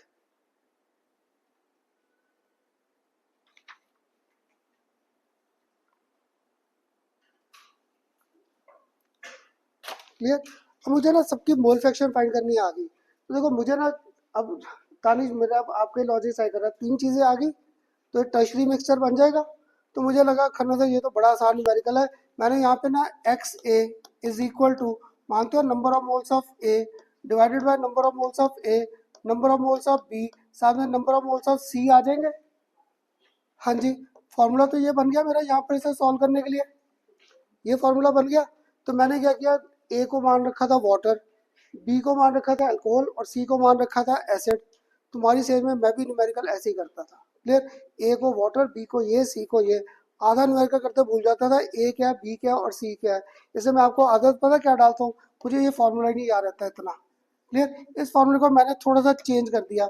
मुझे मोल फ्रैक्शन सपोज पहले किसकी find करनी, वाटर की, तो डब्ल्यू कर दूँ नीचे, ताकि जो तुम्हें चीज़ें दी है इन्हीं पे घुमा दो। तो यहाँ पे moles of water mole fraction आ गई। अब ऊपर क्या आ देंगे, number of moles of water आ गए, डिवाइड किससे करूँ, number of moles of water साथ में अल्कोहल का, जो मुझे आसान लगता है ओ OH कर दूँ इसके फुट में, नंबर ऑफ मोल्स। साथ में क्या था, एसिड है, तो एसिड का number of moles of acid कर दूँ। ये परसेंटेज मैंने सारी बाय मास दी थी। क्लियर, तो मेरे जैसे क्या करना था, ये न्यूमेरिकल तो बड़ा आसान है। अभी आपने लॉजिक दिया था, ऊपर कर दिया 25, नीचे कर दिया 25 प्लस 25 और साथ में क्या कर दिया 50। क्लियर, और ये मोल फ्रैक्शन निकाल दी। और खन्ना सर ये तो बड़ा आसान था, ये तो 1/4, 1/4 मीन्स ये आंसर निकाल दिया मैंने 0.25। ठीक किया सारा, क्यों गलत क्या कर दिया, है ना। ये सारा तो मास में है, मुझे तो मोल्स था, इसलिए वहाँ पे आपको एक और क्या कराते होंगे, मास फ्रैक्शन। वो किसी न्यूमेरिकल में नहीं आना, आज तक नहीं आया न्यूमेरिकल मास फ्रैक्शन। तो मैं आपकी सेज में न्यूमेरिकल ऐसे करके बैठ जाता, ये तो मास फ्रैक्शन आ गई, मुझे मोल से लेन देना है। अगर मोल से लेन देना है तो हमें, मैंने यहाँ पर गलती कहाँ की है, इस कंसेप्ट में गलती कहाँ कर दी, मुझे वाटर का मोलर मास ध्यान में था, क्या था 18 ग्राम्स। अगर इथेनॉल का सारा ऐड किया, इथेनॉल का याद है फॉर्मूला C2H5 और OH, सारा ऐड अप करोगे तो 46 ग्राम्स आ जाएगा। क्लियर, अगर एस्टिक एसिड का सारा ऐड अप कर दिया तो ये हमारे पास घुमा फिरा कर आ जाएगा यहाँ पर 60 ग्राम्स। इसलिए ना आज तुम्हारे साथ पहला न्यूमेरिकल स्टार्ट किया और सबसे बड़ी कैलकुलेशन है, ये CBSE के पेपर में आ रखा है, सेम न्यूमेरिकल, सेम का सेम न्यूमेरिकल, और एक बार नहीं पता नहीं कितनी बार आया है। क्लियर, अब यहाँ पे मुझे निकालनी क्या थी, मोल फ्रैक्शन ऑफ वाटर पहले। अभी भी चलो आप इधर पूरा फार्मूला ब्रेक करते हैं। मोल्स ऑफ वाटर थे, मोल्स ऑफ वाटर कैसे आएगा यहाँ पर, मास of water divided by molar mass of water. नीचे यहाँ पर भी क्या आएगा, मास of water divided by molar mass of water. इधर साथ में क्या आएगा, mass of alcohol divided by molar mass of alcohol. साथ में मेरे पास क्या आएगा, mass of acid divided by molar mass of acid. Clear, एक लिख के मैं उसके बाद तोड़ता जाता हूँ आगे। अगर ब्रेक किया, अब कमाक्षी शायद आप ही बताते जाओगे, मास ऑफ वाटर कितना दिया आपको 25, और मोलर मास इसका क्या था 18, 25/18। नीचे भी मेरे पास क्या आ जाएगा 25/18। कृष्णा, अब आगे क्या आ जाएगा, मास ऑफ अल्कोहल कितना दे रहेगा 25, मोलर मास इसका क्या था 46। आगे मास ऑफ एसिड कितना दिया आपको मैंने 50, और मोलर मास क्या है 60। आ जाएगी पहली मोल फ्रैक्शन, आ जाएगी फर्स्ट मोल फ्रैक्शन। क्लियर, इसको अगर आपने फाइंड किया तो ये फर्स्ट में आंसर आ जाएगा हमारे पास, घुमा फिरा कर ये आ जाएगा 0.503। आ गया फर्स्ट कंसेप्ट, तो सबको क्लियर हुआ। अगर क्लियर है, मुझे अभी भी नहीं आ रहा कि समझ आ रहा है तुम सबके कि नहीं। सेकंड मोल फ्रैक्शन किसकी फाइंड करनी थी, अल्कोहल। तो फॉर्मूला क्या आ जाएगा भव्य, ऊपर number of moles of alcohol, नीचे क्या आ जाएगा number of moles of water, साथ में अल्कोहल, और साथ में क्या आ जाएगा एसिड। अब आलसी भी बड़ा था, थोड़ा टाइम सेव कर ले, ऊपर बताओगे क्या लिखूं, गिवन मास और मोलर मास ऑफ अल्कोहल। तो गिवन मास कितना था कमाक्षी 25, मोलर मास इसका क्या था 46। तो इधर नीचे क्या आ जाएगा 25/18, 25/46, और साथ में क्या आ जाएगा 50/60। आ जाएगी ये मोल फ्रैक्शन सेकंड भी आ जाएगी। इसे अगर आपने फाइंड आउट किया तो ये आ जाती घुमा फिरा कर 0.196। आगे दो आंसर। तो अब देखो, मैं अगर आपकी सेज में कर रहा होता तो मैं थर्ड क्या करता, यहाँ पे वाटर, वाटर हो गया, अब एसिड करना था। अब आलसी बढ़ाओ, सीधा फाइंड कर दूं एसिड का, कर दें सीधा फाइंड। तो ध्रुव लिखवाएगा क्या लिखूं, सीधी मोल फ्रैक्शन ऑफ एसिड अगर फाइंड करनी थी। गुड, 50/60, नीचे क्या घूम रहा है 25/18, 25/46, और साथ में क्या घूम रहा है यहाँ पर 50/60। तो इसका मैंने मोल फ्रैक्शन निकाल दिया, this comes out to be 0.301। Clear, पर तुमने से ना एक मिनट मुझे रोक दिया, कहता खन्ना सर इस कैलकुलेशन से नहीं बच सकते, इससे नहीं बच सकते, है ना सर, थर्ड तो रहने दो, कह सकते थे ना थर्ड तो रहने दो सर, थर्ड कैलकुलेशन क्यों करा रहे हो, क्यों, मुझे बेसिक याद था, mole fraction of water, mole fraction of alcohol, mole fraction of acid is equal to 1। तो मुझे यहाँ पे मोल फ्रैक्शन किसकी चाहिए थी, एसिड की, तो वो पक्का है यहाँ पे मोल फ्रैक्शन ऑफ वाटर और अल्कोहल करके सीधा एक लाइन में आंसर नहीं आ जाएगा, है ना। तुम्हारे ना बड़े स्टूडेंट को 12th का पेपर इस साल भी फिजिक्स का बड़ा लग गया कि लेंथी पेपर था, मैं भी अगर ऐसे न्यूमेरिकल करने बैठ जाता मुझे भी लेंथी लगेगा, क्लियर। पर अगर मुझे लॉजिक याद है यहाँ पर कि तीनों मोल फ्रैक्शन को ऐड करके सम क्या था, 1 था, अगर 1 है तो पक्का है मैं यहाँ पर 2 तो मुझे गिवन है, इसमें डायरेक्ट आंसर निकाल दूँ, तब भी देखना करके यही आएगा इसका 0.301, सेम आंसर ही आएगा। अब बताओ कुछ क्लियर हुआ सिंपल न्यूमेरिकल सबको, पक्का। बस इसलिए ना जब भी ये न्यूमेरिकल्स करने हैं तो अदर न्यूमेरिकल करेंगे बाद में, पहले इस परसेंटेज को ब्रेक कर दो। और देखो अभी स्टार्टिंग था ना, मैंने मेंशन किया बाय मास, पर जैसे जैसे हमारा चैप्टर मूव करेगा ये परसेंटेज तुम्हें देखना है पेपर में, मास के बेस पे है, वॉल्यूम के बेस पे है, या किस कंसेप्ट पे है। वो धीरे धीरे मेरे से अगर न्यूमेरिकल थोड़े से समझ आ रहे तुम्हें लॉजिक मिलने स्टार्ट हो जाएगी आगे, क्लियर। अभी स्टार्टिंग थे इसलिए मैंने आपको सारी टर्म्स खुद दे दी बाय मास। अब बताओ सबको क्लियर हुआ, पक्का, लिख लो पहले चलो।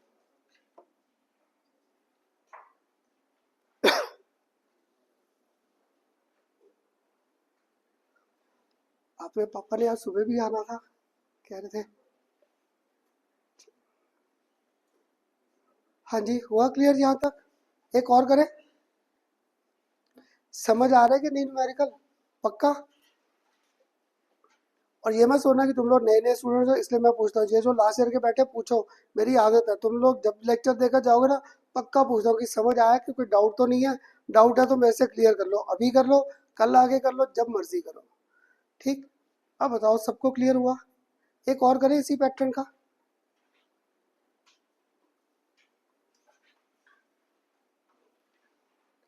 मेरी राइटिंग पढ़ी जा रही है ना सबसे,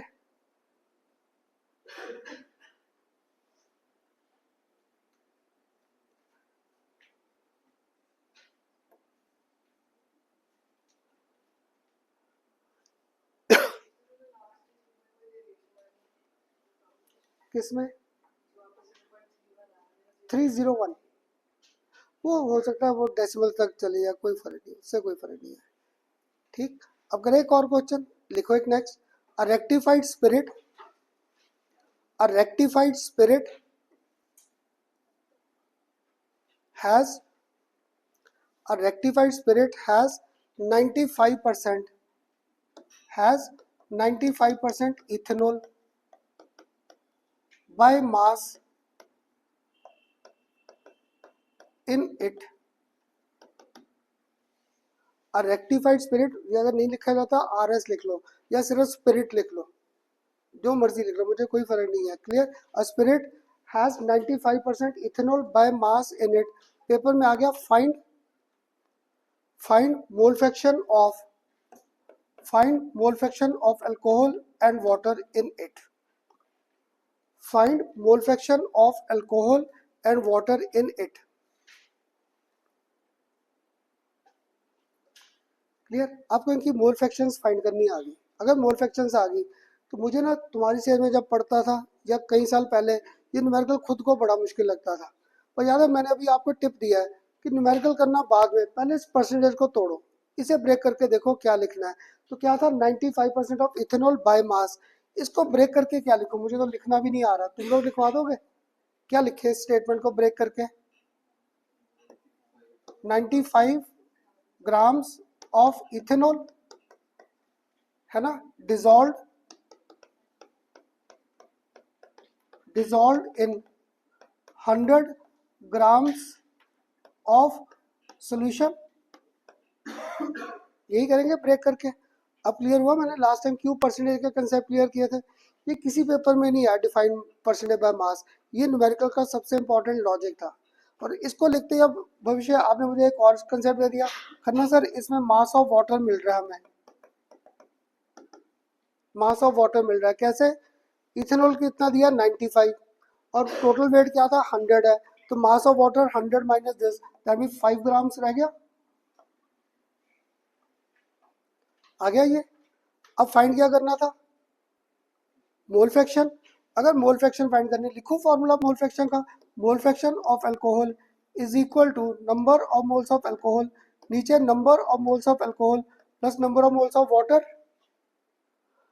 अब मेरा ख्याल तुम सबके ना, मैंने देखा इतना पिकअप तो था, इसको सीधा लिख दूं, मोल्स फाइंड करना है, given mass over molar mass. तो मास कितना गिवन है भविष्य यहाँ पे 95, और इसका मोलर मास मुझे अब याद ही था 46। इधर भी क्या आ जाएगा 95/46, और इधर मेरे पास क्या आ जाएगा 5/18। सबको बताओ क्लियर हुआ यहाँ तक का?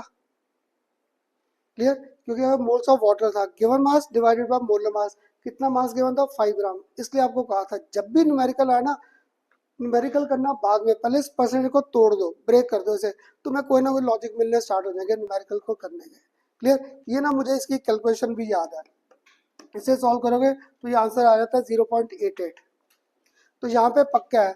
अगर मैंने साथ में फाइंड करना था मोल फ्रैक्शन ऑफ वाटर, अगर वाटर फाइंड करना था तो 1 माइनस 0.88, तो वो घुमा फिरा कर 0.22 आ जाएगा, 0.22 12, ये यहाँ पे 0.12 आ जाएगा। क्लियर, तुम्हारे कंपटीशन में ना क्या रखा है, find ratio of these two, इन दोनों की रेशियो आ रखी है, तो इनकी रेशियो मेरे पास क्या हो जाएगी, यहाँ पे क्या 0.88 और यहाँ पे क्या 0.12, तो यहाँ पे घुमा फिरा कर ये 22:3 आ जाएगी रेशियो। क्लियर, ये ऐसे न्यूमेरिकल सेम का सेम रेक्टिफाइड स्पिरिट का ना कंपटीशन में ऐसे आ रखा है। एक आध बार रखा है जस्ट मोल फ्रैक्शन फाइंड करो, एक आध बार रखा है इनकी रेशियो फाइंड करो। और जेई के पेपर में ना, इस साल का नहीं, अगर पिछले 2 साल का पेपर उठाओ या 3 साल का, सीबीएसई की बुक ना जो एनसीईआरटी है उनमें सॉल्व क्वेश्चंस आ रखे हैं हमारे, जो बैक एक्सरसाइज है, पूरा का पूरा न्यूमेरिकल सेम, वर्डिंग तक चेंज नहीं है, सारी की सारी टर्म्स वही है, सेम के सेम न्यूमेरिकल्स आ रखे हैं। क्लियर, अब बताओ सबको मेरे साथ न्यूमेरिकल्स का थोड़ा सा बस लॉजिक क्लियर हुआ कैसे कर रहा था? कुछ नहीं करता मैं न्यूमेरिकल में, बस न्यूमेरिकल पढ़ा, परसेंटेज से तोड़ा और फॉर्मूला लिख लिया, और उसी को तोड़ ताड़ कर इधर उधर न्यूमेरिकल को सॉल्व करना स्टार्ट करते हैं। अब क्लियर हुआ यहाँ तक? एक और क्वेश्चन करें, कुछ समझ आया कैसे मूव कर रहे थे? अब आप भी कह रहे थे ना अभी डेंसिटी के बेस पर न्यूमेरिकल्स, अब इनको थोड़ा और मुश्किल लेकर जाएं। ये तो दो भी बिल्कुल आसान थे कि डायरेक्ट वैल्यूज को पुट किया, हमारे पास आंसर्स आ गए। एक लिखो next,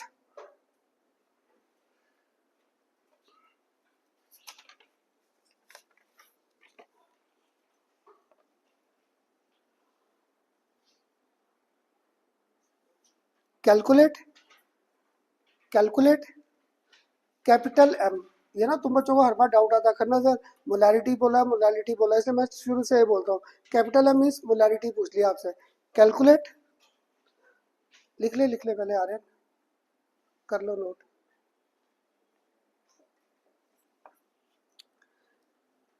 calculate capital M of solution, calculate capital M of a solution containing 9.8 grams of H2SO4, containing 9.8 grams of H2SO4 dissolved in 250 cubic centimeter of solution, dissolved in 250 cubic centimeter of solution। Clear, अब तुम्हें capital M आ गया find करना, और इस logic पे अगर तुम लोग बुक्स में देखोगे ना, बुक्स में तो उन्होंने 3-4 स्टेप्स बना दिए। अब शायद तुम में से किसी को ये मोलैरिटी फाइंड करनी थी, तो मुझे ना फॉर्मूला भी भूल गया, तुम लोग लिखवाओगे? मैं तो इसका फॉर्मूला ही भूल गया, कैपिटल एम का क्या था, number of moles of the solute divide by क्या था, वॉल्यूम ऑफ सॉल्यूशन। अगर मोल्स को भी ब्रेक करता तो क्या था, given mass of solute divided by, यहाँ पर क्या था, मोलर मास ऑफ सोल्यूट, और इनटू यहाँ पर क्या था, वॉल्यूम ऑफ सॉल्यूशन। वॉल्यूम किस में दिया मैंने,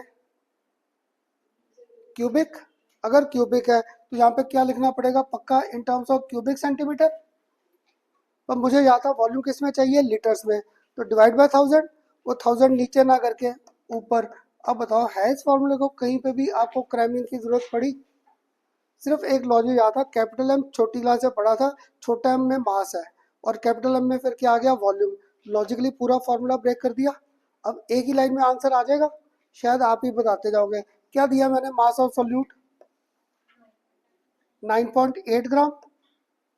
सल्फ्यूरिक एसिड का मुझे मोलर मास याद था, सारा ऐड अप करोगे तो 98 आ जाएगा। और पता है क्या, जिसको अगर आप ये इसके एटॉमिक मास नहीं आते, ये पेपर में मेंशन्ड है, इसलिए ये एटॉमिक मास मेंशन हो गया। मेरे जैसे को हाइड्रोजन का भी नहीं आता, मैं हाइड्रोजन का भी पूछ सकता हूँ। मीन्स स्कूल में टीचर को मुझे बताना पड़ेगा कि गवर्नमेंट ने हमें कहा है एटॉमिक नंबर्स वो मेंशन नहीं करेंगे, मासेस सबके मेंशन होंगे। इवन हाइड्रोजन का मुझे नहीं आता, मेरे लिए वो हाइड्रोजन का भी पक्का मेंशन करेंगे, 1 ग्राम है। ठीक, अब इधर क्या लिखूं, कितना दिया वॉल्यूम 250, और मैंने क्या दिया तानिश, क्यूबिक सेंटीमीटर। मुझे किस में चाहिए, लीटर्स में, तो डिवाइड बाय 1000। वो 1000 नीचे ना लिखकर एक ही लाइन में आ गया पूरा का पूरा आंसर। क्लियर? इसको अगर आप सॉल्व करोगे तो क्या आ जाएगा, 0.4 मोल्स, और यहाँ पे क्या आ गया, पर लीटर। अब बताओ कुछ न्यूमेरिकल्स के कंसेप्ट क्लियर हुए मेरे साथ? हाँ जी, सबको क्लियर हुआ कैसे कर रहे थे? सिर्फ मुझे टर्म्स को पुट करना आना चाहिए और कुछ नहीं था न्यूमेरिकल में। सबसे सिंपल न्यूमेरिकल था, कैपिटल एम और स्मॉल एम के बेस पे। और पता क्या, अगर आपका मेरे से ऐसे इंटरेस्ट बनता गया, नेक्स्ट टाइम मैं इसकी एक असाइनमेंट भी दे दूंगा एमसीक्यू की ना, उनमें थोड़े से मैंने गंदे क्वेश्चन डाल रखे हैं, उनके विद आंसर्स हैं, ताकि तुम लोगों का एक बार ना मेरे साथ बस यूज टू हो जाओ कि पढ़ना कैसे है। अब बताओ सबको क्लियर हुआ? अभी तक न्यूमेरिकल बड़े आसान नहीं कर रहे थे, सिर्फ कैपिटल एम, सिर्फ स्मॉल एम, सिर्फ मोल फ्रैक्शन फाइंड कर रहा था, खिचड़ी नहीं दे रहा था, है ना? अब क्या करें, खिचड़ी देनी शुरू कर दे, करेक्ट न्यूमेरिकल। और ये जो नेक्स्ट न्यूमेरिकल कर रहा था ना, ये हमारे सीबीएसई और कंपटीशन सब में इंपॉर्टेंट है। सीबीएसई में भी आ रखा है, कंपटीशन में भी आ रखा है, पता नहीं कितनी बार रिपीट हो रखा है इसी कंसेप्ट का न्यूमेरिकल। क्लियर? ये लिखो next, find find capital M, find capital M and small m of find capital M and small m of 15%, 15% solution of H2SO4, 15% solution of H2SO4। अभी स्टार्टिंग था इसलिए मैंने यहाँ पे मेंशन भी कर दिया, by mass, by mass, given density of solution is, given density of solution is 1.020 grams per cubic centimeter, given density of the solution is 1.020 grams पर क्यूबिक सेंटीमीटर। क्लियर? शायद तुम्हारे किसी के फाइनल पेपर में ऐसा क्वेश्चन आएगा। मैंने 15% दिया, कभी हम लोग ये 10% कर देते हैं, कभी आपको कर देते हैं 69% HNO3, कभी कर दूंगा आपको 38% HCl। क्लियर? ये 3 एसिड के क्वेश्चन आते हैं, या तो H2SO4 या फिर HCl, और या फिर हमारे पास क्या हो गया, HNO3। ये परसेंटेज चेंज करते जाते हैं। और कॉम्पिटिशन में पता क्या रखा, 9.8% से। किसी को तो क्लियर हो रहा है? अगर 9.8 कर दूंगा, कैलकुलेशन आसान नहीं हो जाएगी, कटिंग करनी आसान हो जाएगी। जैसे कंपटीशन में, ऐसे सीबीएसई में हम लोग आपको तंग करते हैं गंदे गंदे से कैलकुलेशन देकर। अब ये था, अब याद है मैंने किसको पूछा, चल ध्रुव, मैंने लॉजिक क्या दिया था, न्यूमेरिकल तो करता हूँ बाद में, पहले स्टेटमेंट को तोड़े, इसे ब्रेक करें। मुझे लिखना भी नहीं आ रहा, क्या करूँ स्टेटमेंट को ब्रेक करके, क्या लिखूँ, 15 grams of H2SO4, clear, dissolve in, किस में था, 100 ग्राम्स ऑफ सॉल्यूशन, यही आ गया 100 ग्राम्स ऑफ सॉल्यूशन। अब तुम में से कोई तो बता देगा यहाँ पे मास ऑफ वाटर क्या आ जाएगा। हाँ जी, मास ऑफ वाटर 100 माइनस कर दूं, 100 माइनस, अगर 100 माइनस किया तो क्या आ जाएगा यहाँ पर 85 ग्राम, ये आ गया। अब देखो न्यूमेरिकल करने से पहले अगर मैंने स्टेटमेंट को ऐसे ब्रेक कर दिया, किसी को तो लॉजिक मिल रहा होगा न्यूमेरिकल सॉल्व करने का। अब पहले आसान चीज़ फाइंड कर ले, कि बुक में तो दोनों फाइंड किए, मुझे पता है कौन सा आसान रहता है, तो पहले आसान चीज़ फाइंड कर दें। इसमें आसान पता क्या था, छोटा एम फाइंड करना। छोटा एम फाइंड करना यहाँ पर आसान था, पर मुझे इसका फॉर्मूला ही भूल गया, पता नहीं क्या लिखवाया था, इतना पढ़ा रहा था दिमाग से निकल गया। और तुम में से बड़े नए बच्चे थे, मुझे टेंशन रहती है कि समझ आ रहा है कि नहीं, इतनी टेंशन में ना फॉर्मूला भूल भाल गया। तुम लोग याद कराओगे छोटे एम का फॉर्मूला क्या था? Number of moles of solute divided by mass of solvent. Clear? Moles को कैसे तोड़ते थे? गिवन मास और मोलर मास। तो दैट मीन यहाँ पे पक्का है गिवन मास ऑफ H2SO4 आ गया, नीचे यहाँ पर मोलर मास ऑफ H2SO4 आ गया, और इधर मास ऑफ सॉल्वेंट मेरे पास घुमा फिरा करके आ गया मास ऑफ सॉल्वेंट, या मास ऑफ वाटर लिख दूं अब तो डायरेक्ट यहाँ पे, मास ऑफ वाटर, और किस में घूम रहा है? ग्राम्स। मुझे किस में चाहिए था? किलोग्राम में। तो डिवाइड बाय 1000, वो 1000 ना नीचे लिखकर लिख दिए सारे। चल अब भविष्य आप ही वैल्यूज पुट करा दो, मुझे नहीं पता लग रहा कितना मास दिया सल्फ्यूरिक एसिड। मास 15%, तो हमें यहाँ पर 15 ग्राम्स आ गया। क्लियर? अब नीचे मोलर में कोई बात नहीं, अभी तक ऊपर तक तो आए ना, अब धीरे धीरे नीचे टर्म पुट करनी भी आ जाएगी। ठीक, चल 98 तो अच्छा याद रखा, पर वो मोलर मास था, तो मोलर मास यहाँ पर 98 ग्राम्स आ गया। इधर मास कितना है वाटर का? 85 ग्राम्स, तो ऊपर मल्टीप्लाई बाय 1000 आ गया मेरा एक ही लाइन में आंसर के नहीं। क्लियर? अगर आपको ना 11th में ऐसे नहीं करते थे, अब मेरे से आदत डालो न्यूमेरिकल को एक लाइन में करने के लिए। क्यों? अगर एक लाइन में नहीं करेंगे ना, हमें सॉल्यूशंस के न्यूमेरिकल्स काफ़ी बड़े बड़े लगेंगे, इसलिए जो कंसेप्ट छोटा हो सकता है उसे तो स्मॉल कर लो। हो गया क्लियर? अब इसका अगर आपने आंसर फाइंड किया, तो इसका अगर आप आंसर फाइंड करेंगे, छोटा एम कर रहे थे तो नहीं, इसका अगर आंसर फाइंड करोगे ना, तो इसका आंसर आ जाएगा 1.8, और इसके मैं यूनिट्स आपका पूरे लिखता हूँ, मोल्स, और क्या था? पर किलोग्राम। 1.8 आएगा इसे सॉल्व करके, और बड़ी बार मैंने ये किया है, ये यही आता है इसका 1.8 ही। हो गया पहला पार्ट तो आसान।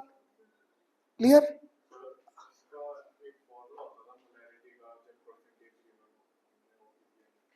मुझे ना फार्मूला, इसलिए तो मैं आपको कहता हूँ मुझे फार्मूले वगैरह याद नहीं रहते, मुझे चीज़ों को वो ब्रेक करके करना आता है, वो फार्मूला भूल भाल जाता हूँ मैं हर बार, बस लॉजिकली इन फार्मूलेज को ब्रेक करते गए। तो मुझे चाहिए नहीं तो मोलैरिटी सिर्फ करनी है ना, वो रिलेशन था मोलैरिटी और नॉर्मेलिटी का, वो भी करना है हम लोगों ने, अभी मैंने, हाँ तो अभी लगा करना उसी को फाइंड। अब क्या फाइंड करना है साथ में? ये तो ना मैंने अभी कहाँ किया, फाइंड करते हैं, मुझे खुद नहीं पता कैसे करना है। क्लियर? अब यहाँ पे मैंने लिखा सेकंड क्या फाइंड करना था? मोलैरिटी, है ना? इसका फॉर्मूला भी भूल गया, क्या था ऊपर? क्या था? Given mass of H2SO4 divided by क्या था यहाँ पर? Molar mass of H2SO4। साथ में इधर क्या घूम रहा था? Volume of solution. डेंसिटी किस में दी है मैंने आपको? 1.020 ग्राम पर क्यूबिक सेंटीमीटर। अगर ये क्यूबिक सेंटीमीटर में है तो मानते हो पक्का है, ऊपर मल्टीप्लाई बाय 1000 तो होगा ही होगा। आ गया यहाँ तक? अब तुम लोग बताओ, मैं वैल्यूज पुट कर सकता था? मुझे क्या चाहिए था? वॉल्यूम ऑफ सॉल्यूशन, पर मेरे पास यहाँ पर क्या घूम रहा है? Mass of solution. क्या घूम रहा है? 100 ग्राम। और तानिश मेरे पास यहाँ पर क्या चाहिए था? वॉल्यूम। मास और वॉल्यूम को रिलेट कौन करता था? डेंसिटी। तो हमें यहाँ पे पक्का है, मुझे पहले फॉर्मूले को ब्रेक करना पड़ेगा। Density of solution is equal to क्या था? Mass of solution divided by क्या था? Volume of solution. क्लियर? इस फॉर्मूले को और अगर तोड़े तो volume of solution is equal to mass of solution divided by density of solution। Break कर दिया पूरा। अब ना मैं बड़ी बार इसको मास लिखकर बैठ जाता था। जब मास लिखते थे, देखो तुम्हारे पास मास कौन सा घूम रहा है? Mass of solute, mass of water, और कौन सा घूम रहा है? Mass of solution. मुझे यहाँ पे मास किसका चाहिए था? Of our solution. तुम्हारी जगह में ना मैं यही बोलता था 15 लेना है, 100 लेना है या क्या, पर मुझे फॉर्मूले में इसलिए पूरा ब्रेक किया, तो ये सोल्यूशन का कंसेप्ट आ गया। अब इस वैल्यू को यहाँ पर पुट कर दो इसमें पुट। अगर पुट किया तो देखो मेरे पास यहाँ पर ये जो बड़ा सा फॉर्मूला आ जाएगा, कैपिटल एम फाइंड कर रहा था, यहाँ पर क्या था, गिवन मास ऑफ H2SO4, इधर मेरे पास क्या था, मोलर मास ऑफ H2SO4। अगर अब यहाँ पे वॉल्यूम पुट किया तो यहाँ पर क्या आ जाएगा, मास ऑफ सॉल्यूशन, डेंसिटी कहाँ आ जाएगी, घूम के ऊपर आ जाएगी, तो ऊपर मेरे पास क्या आ गया, डेंसिटी ऑफ सॉल्यूशन, और साथ में क्या था, मल्टीप्लाई बाय 1000।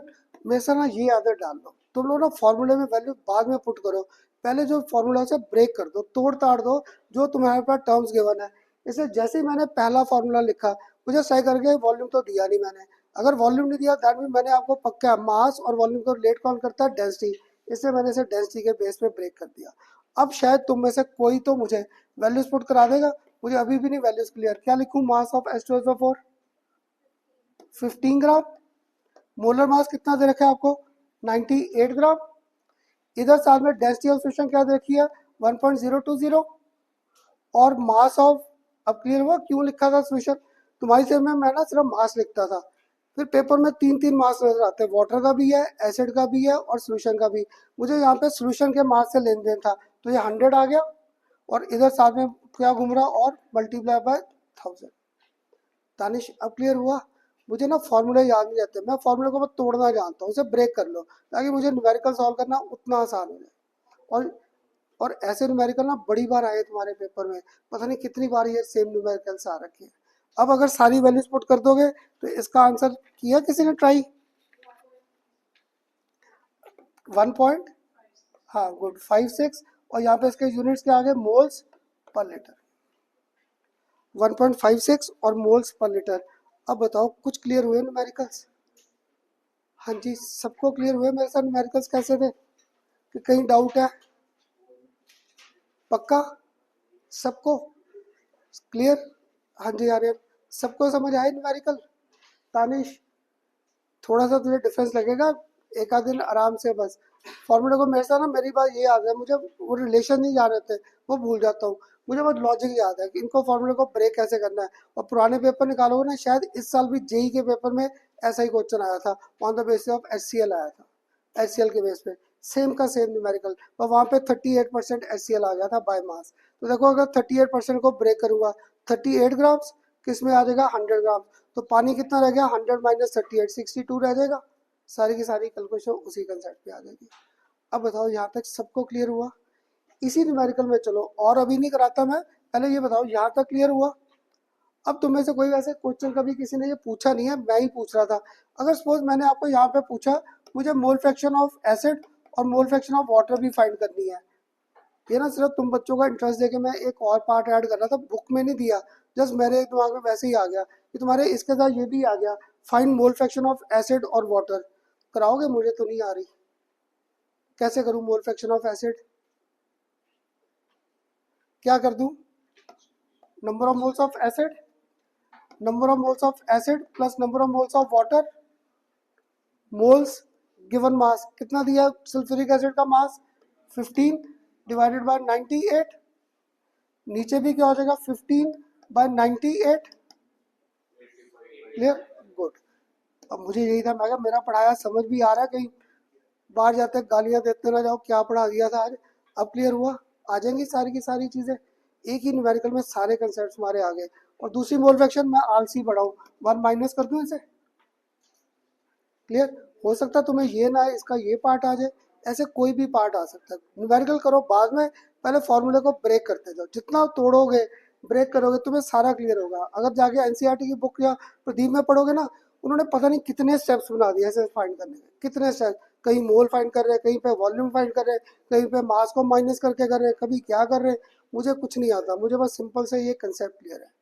अब क्लियर हुए, एक और करें गंदा सा, अभी तक देख बस एक लास्ट, एक लास्ट बस, अभी तक देख सिमिलैरिटी चल रही थी, क्या फाइंड कर रहा था, capital M, small M, mole fraction, या फिर ऐसी चीजें, कहीं पे क्वांटिटी तो नहीं फाइंड कर रहे थे, करें एक और न्यूमेरिकल इसी पैटर्न का, एक लिखो नेक्स्ट, बस ये लास्ट है, इसके बाद नहीं करेंगे।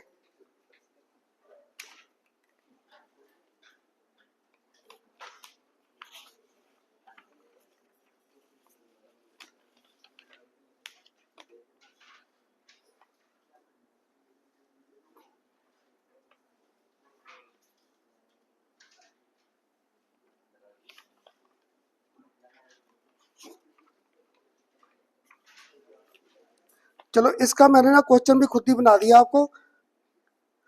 2.5 लिख लो, 2.5 M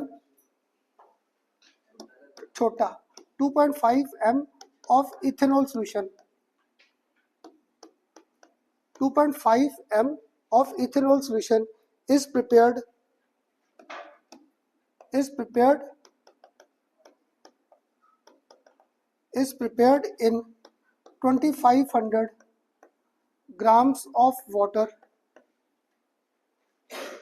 2.5 molar small m of ethanol solution is prepared in 2500 grams of water. Calculate quantity of ethanol present. Calculate quantity of ethanol present in it. Calculate quantity of ethanol present in it. पता क्या तानिश, ये मेरे को कई साल जब मैं पहले कराता था, मैं ना बुक के बेस पे कराता था। बुक में पता क्या था, ये मोलालिटी है, पहले इसको तोड़ते थे, मास किसमें दिया 2500, इसको डिवाइड बाय 1000 करते थे, फिर मोल कंसेप्ट के बेस पे ना इसका आंसर फाइंड करते थे। फिर एक साल तुम्हें से कोई स्टूडेंट मिला, कहता खन्ना सर आपने इसका फॉर्मूला लिखा रखा है छोटा m, है ना, क्या लिखवाया था फॉर्मूला इसका, याद करो, ऊपर क्या था, given mass of ethanol divided by यहाँ पर क्या था, मोलर मास ऑफ इथेनॉल, और इधर साथ में मेरे पास क्या घूमता था, मास ऑफ वाटर, किसमें चाहिए हर बार, किलोग्राम। अब किलोग्राम में नहीं है, इसको मल्टीप्लाई है, ऊपर क्या 1000 कर दिया। क्लियर। अब तुम लोग बताओगे, फॉर्मूला तो मैंने सारा लिख दिया, इसमें फाइंड क्या करना है, मुझे तो यही नहीं समझ आ रहा। लेक्चर का आगे था, मेरा दिमाग बंद हो गया अब काम करना, है ना। कहता खन्ना सर क्यों इतना कंफ्यूज कर रहे थे, आपने पहले मोलालिटी को तोड़ा फिर इसको किया, सारी वैल्यू डायरेक्ट नहीं पुट कर सकते इसमें। हाँ जी कृष्णा, कर सकता था पुट। छोटा m तुम्हें कितना दे रखा है यहाँ पर 2.5। क्लियर। मोलर मास कितना है इथेनॉल का 46, और मास ऑफ वाटर कितना दे रखा है आपको 2500 ग्राम। तो सीधा आंसर नहीं आ जाएगा एक ही लाइन में। ठीक, पेपर में ना, इसलिए हर बार क्वेश्चन को ध्यान से पढ़ो, बस पढ़कर उसे सॉल्व करना और कुछ नहीं। क्लियर हुए। अब इसका ना एक और गंदा न्यूमेरिकल था, पर अब वो नहीं कराना, वो नेक्स्ट लेक्चर में पकड़ेंगे, वो मोस्टली कंपटीशन में आ रखा है। या अगर किसी को क्रेज है, एक न्यूमेरिकल लिखवा दूं घर से ट्राई करने का, करोगे तो नहीं, पर चलो लिख लो, शायद कोई ट्राई कर ले। क्लियर। इसका ये तुम लोग सॉल्व करना, ये तो मैंने स्टेटमेंट खुद बना दी है ऐसे ही, मुझे बुक में से मिल नहीं रहा था तो मुझे स्टेटमेंट याद रहती है, मैंने खुद ही बना दी स्टेटमेंट। आंसर आप सॉल्व कर लेना इसका, आंसर मैंने नहीं, ये तो खुद ही बनाया था क्वेश्चन, बस आपको कुछ क्लियर हुआ। पहले ये बताओ आज का लेक्चर सारा समझ आया कि नहीं। हाँ जी सर, शुक्र है। हाँ भी, लास्ट पे कृष्णा क्लियर, भव्य भविष्य सबको, तानिश ये अभी भी वो घूम रहा है फॉर्मूला दिमाग में। चल ठीक है, अब बताइए यहाँ तक क्लियर हुआ। एक ना गंदा सा क्वेश्चन और था, नेक्स्ट लेक्चर हम लोग वही करेंगे। अभी तक देख जितने न्यूमेरिकल किए, इनमें एक सिमिलैरिटी मिल रही है, कभी परसेंटेज दे रहा था, कभी मास, लास्ट न्यूमेरिकल में मैंने कुछ भी नहीं देना। क्लियर। तुम्हें कह दिया फाइंड करो, लिख लो क्वेश्चन, कोई तो घर पे ट्राई करेगा, नहीं तो नेक्स्ट क्लास हम लोग करेंगे। Calculate calculate small m calculate small m of H2SO4 solution.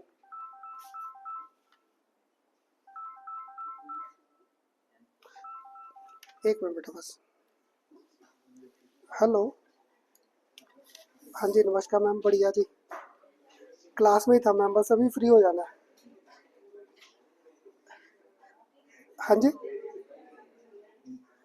नहीं बस 5-7 मिनट में करता हूँ कॉल। ठीक।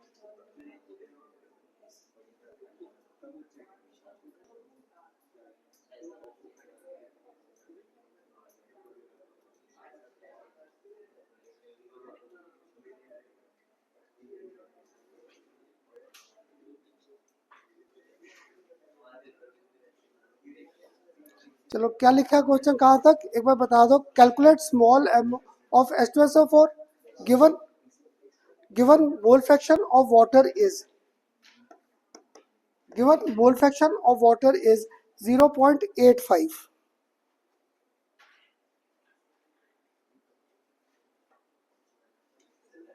Given mole fraction of water is 0.85।